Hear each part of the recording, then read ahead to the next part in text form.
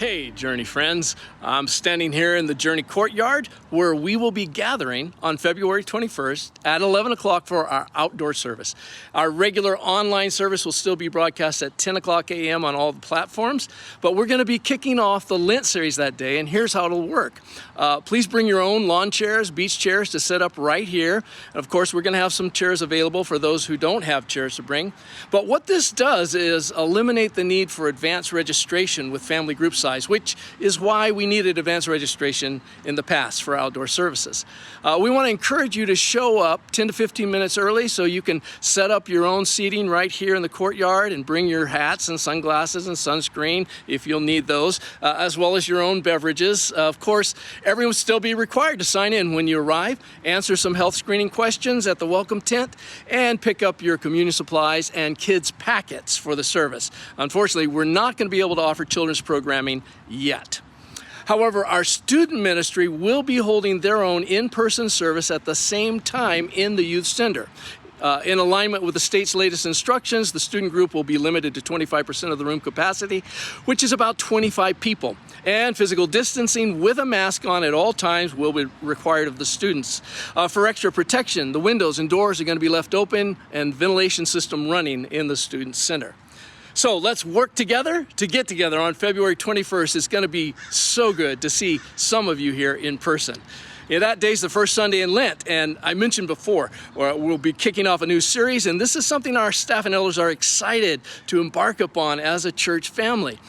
This study will become part of our core curriculum for Christ-likeness here at Journey. So I really urge you to watch online, be here in person. Applying even a few of these teachings is going to cause your love for Christ to grow more deeply, and your discipleship to Him will thrive.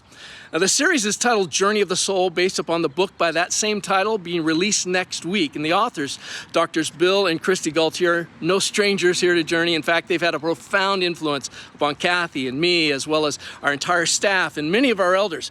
Their mentorship really has helped shape much of Journey's identity and direction these past 9 years.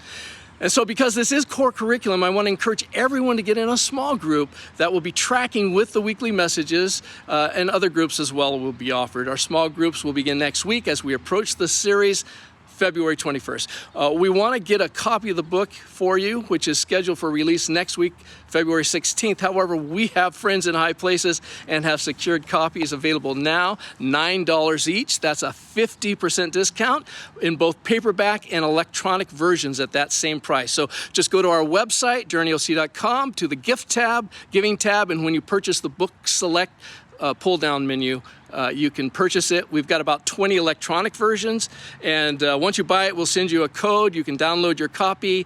Paperback versions can be picked up here at the church office during normal business hours now or Sunday morning beginning February 21st. I've got some more great news for some of you, and it has to do with in-person Journey of the Soul small groups that are going to be starting here at the building, kicking off that same week, but on Wednesday, February 24th from 7 to 8:30. And of course, there are several small groups offered on Zoom as well.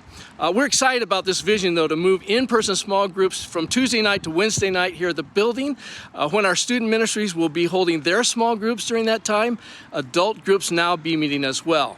The wearing of masks and physical distancing will be required for all those indoor groups. And we're trying to figure out if childcare would be needed for the small groups on Wednesday night. So if that's the deciding factor for you in attending one of these groups, please email me, steve@journeyoc.com, to let me know.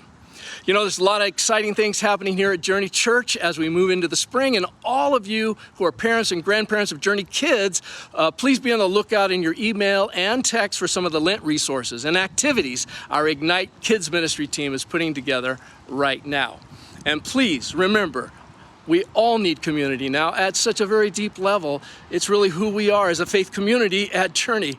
So in all of these in-person gatherings, we're going to continue to be respectful of each other's space, realizing we don't all see things the same way. We will be responsible, understanding that as disciples of Jesus, we're called to protect each other as we consider the well-being of others above ourselves.